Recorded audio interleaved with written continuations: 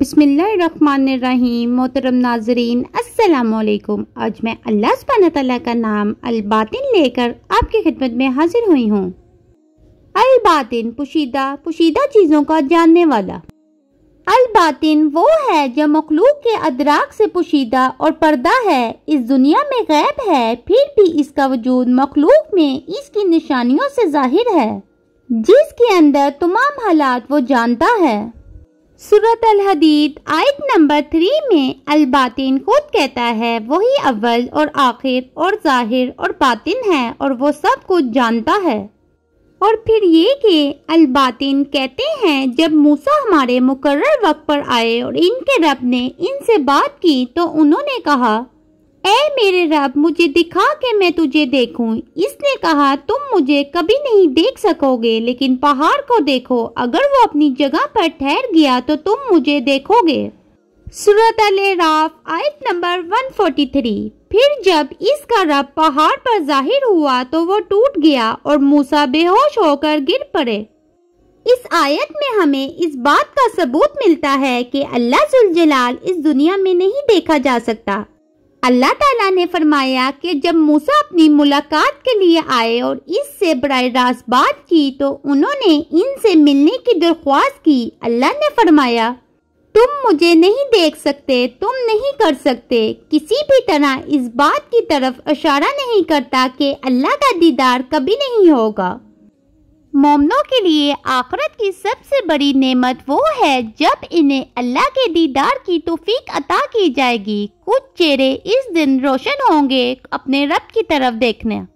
اللہ الباطن ہے اور اس نے موسیٰ علیہ السلام کو بتایا کہ اسے اپنی فانی آنکھوں سے دیکھنا ممکن نہیں، ہم چھپی ہوئی چیزوں کو نہیں جان سکتے اور ہم اپنی ننگی آنکھوں سے انتہائی روشن تصاویر کو دیکھنے کے قابل بھی نہیں ہیں، تاہم ہم اپنے اندر اور ارد گرد اس کے اعمال اور نشانیوں اور وحی کے ذریعے جانتے ہیں کہ الباطن موجود ہے، اور اس طرح ہمیں اس کے بارے میں تھوڑا سا علم ہوتا ہے کہ وہ کیسا ہے۔ اور پھر یہ کہ جب بھی آپ تنہا محسوس کریں، خوف زدہ ہوں اور پریشان ہوں تو جان لیں کہ اللہ آپ کے خیالات اور اندرونی کیفیت سمیت تمام پوشیدہ چیزوں کو جاننے والا ہے۔ وہ واحد ہے جو آپ کو صحیح معنیوں میں جانتا ہے، لہٰذا اس سے دعا اور التجا میں بات کریں، اس سے آپ کی مدد کرنے اور آپ کی اصلاح کے لیے دعا کریں اور اس حقیقت میں تسلی حاصل کریں کہ وہ غائب ہے پھر بھی آپ کو بہتر جاننے والا ہے۔ اور پھر یہ کہ سورۃ الحدید میں اللہ تعالیٰ نے لفظ باطنیہ استعمال کیا ہے اور دیوار کو ایک دروازے کے ساتھ بیان کیا ہے جو آخرت میں مومنوں اور منافقوں کے درمیان رکھا جائے گا، جس کا باطن مومنوں کے لیے رحمت ہے اور ظہور اس کا باہر عذاب ہے، اور ان کے درمیان ایک دیوار کھڑی کی جائے گی جس میں ایک دروازہ ہوگا، اس کا اندرونی حصہ رحمت پہ مشتمل ہوگا لیکن اس کے باہر عذاب ہوگا۔ منافقین مومنوں کو پکاریں گے کیا ہم تمہارے ساتھ نہیں تھے؟ ان لوگوں کو کیسے بند کیا گیا؟ ان کا جرم کیا تھا؟ وہ کہیں گے ہاں لیکن تم نے اپنے آپ کو مصیبت میں ڈالا اور ہمارے لیے بدقسمتی کا انتظار کیا اور شک کیا اور خواہشات نے تمہیں دھوکے میں ڈالا، یہاں تک کہ اللہ کا حکم آ گیا اور دھوکہ دینے والے نے تمہیں اللہ کے بارے میں دھوکہ دیا۔ سورۃ حدید آیت نمبر 14۔ یہ لوگ ان لوگوں کے ساتھ ہونے کا بہانہ کرتے تھے جو سچے ایمان والے تھے اور ان کے ساتھ نماز پڑھتے تھے، لیکن انہوں نے اپنے آپ کو ہر قسم کے فتنے میں مبتلا کر رکھا تھا۔ انہیں اللہ کی قدرت میں شک تھا اور انہوں نے آسان خیال کیا تھا ان کے گناہ ان کے پاس موت آنے تک، اس طرح شیطان نے انہیں دھوکہ دیا۔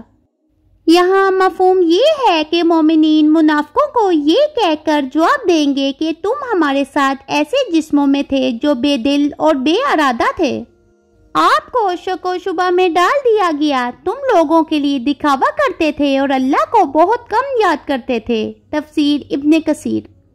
اس سے سبق حاصل کریں اور اپنی نیتوں کو غور سے دیکھیں، دکھاوے سے بچیں اور اللہ کو قول و فعل میں یاد رکھیں تو آپ جنت میں دیوار کے دائیں طرف والوں میں سے ہو جائیں گے۔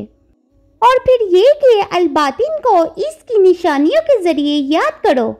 اگرچہ آپ اللہ ذوالجلال کا ادراک نہیں کر سکتے، آپ اسے یاد کر سکتے ہیں اور اس کے لیے اپنی محبت میں اضافہ کر سکتے ہیں جو اس نے آپ کے اندر اور ارد گرد پیدا کی ہیں۔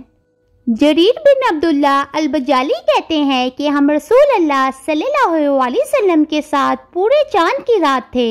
اس نے چاند کی طرف دیکھا اور کہا کہ تم اپنے رب کو اس طرح دیکھو گے جس طرح تم اس چاند کو دیکھ رہے ہو، اور اسے دیکھنے میں کوئی پریشانی نہیں ہوگی۔ البخاری۔ اب اگلی بار جب پورا چاند دیکھو تو خواہش محسوس کرو اور سوچو جس لمحے آپ انشاءاللہ الباطن دیکھ سکیں گے، اس طرح تخلیق پر غور کرنا ایک عظیم ایمان افروز ہوگا۔ اور پھر یہ کہ اپنے گناہوں کو دوسروں سے چھپائیں۔ رسول اللہ صلی اللہ علیہ وسلم نے فرمایا، میری تمام امت کو بخش دیا جائے گا سوائے ان لوگوں کے جو کھلے عام گناہ کرتے ہیں۔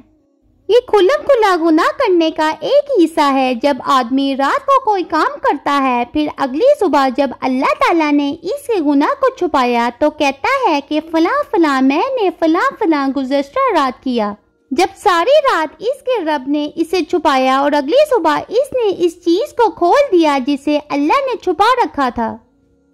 اس لیے اپنے برے کاموں کے بارے میں اپنے دوستوں کے سامنے کبھی بھی فخر نہ کریں اور نہ ہی دوسرے لوگوں کے برے کاموں کو ظاہر کرنے کی کوشش کریں جنہوں نے کھلے عام گناہ نہیں کیا اور انہیں چھپانے کی کوشش نہیں کی۔ اور پھر آخر میں الباطن سے دعا کرتے ہیں، اے اللہ الباطن، ہم جانتے ہیں کہ تو پوشیدہ اور پوشیدہ چیزوں کا جاننے والا ہے۔ اے اللہ ہماری نیتوں کو پاک کرنے میں ہماری مدد فرما، ہمیں نفاق سے بچا اور ہماری ظاہری و باطنی دونوں کو اپنے لیے راضی کر۔ ہمارے ارد گرد رکھے گئے اپنے انکشافات اور نشانات کی عکاسی کرنے میں ہماری مدد فرما، ہمارے گناہوں کو چھپانے اور ہمارے گناہوں کو ظاہر کرنے سے بچا۔ اے اللہ ہمیں ہر روز جنت میں دیکھنے کے قابل بنا، آمین یا رب العالمین۔